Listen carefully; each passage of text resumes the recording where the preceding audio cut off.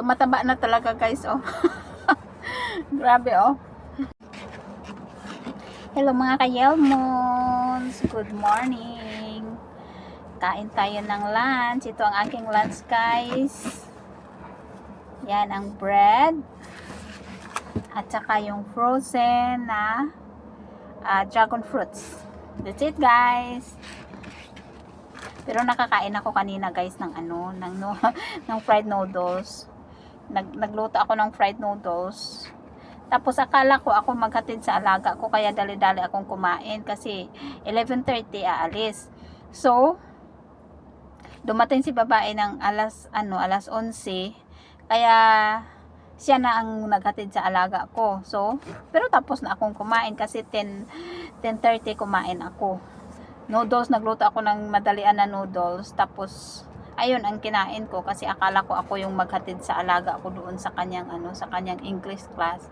So kasi pag matapos yun mamaya yung English class niya is 1 o'clock. So wala na akong time gutom na ako niyan guys kasi 1 o'clock magbiyahe pa kami.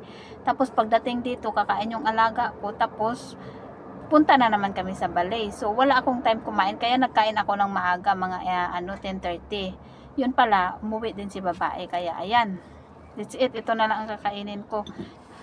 Dumating siya galing sa kanyang trabaho. May dalang tinapay. Kaya ito na lang kakainin ko. Kung wala siyang dalang tinapay, hindi, ito na lang yung kakainin ko. Kasi super busog na ako guys. Isang bowl na fried noodles yung yung niluto ko. Tapos kinain ko. Kaso madalian para hindi ko rin kasi yung alaga ko pakainin ko pa bago siya umalis. Kaya ayan. Kain tayo. Ito pa yung yung aking dragon fruit last Sunday na binili. Nilagay ko lang siya sa freezer guys. Paunti-unti ko siyang kinakain. Kaya ayan, ubusin ko na to guys. Oh. Kahit malamig ngayon. Kain pa rin ng frozen. O, diba? Kain guys.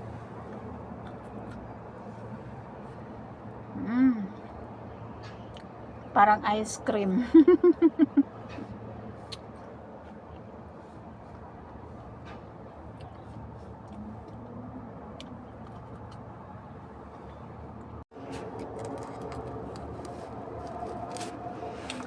Favorite ko talaga to na tinapay kaya ito palagi yung binibili ni babae sa akin.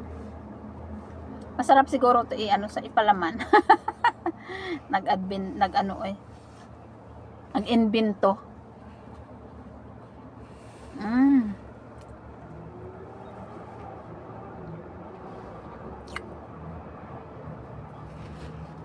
Masarap.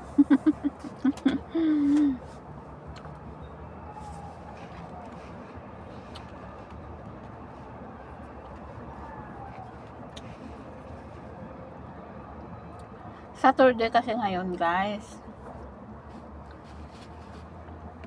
So walang pasok yung alaga ko kaya alas 10 na siya nagising. Dalawa lang kami dito kasi si Lola umuwi. Nag-prepare ng aming dinner mamayang gabi. Doon kami mag-dinner kay na Lola. Kaya ayan.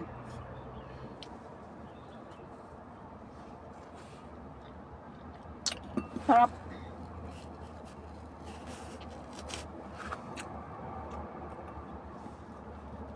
Try natin ulit. Balutin ng tinapay.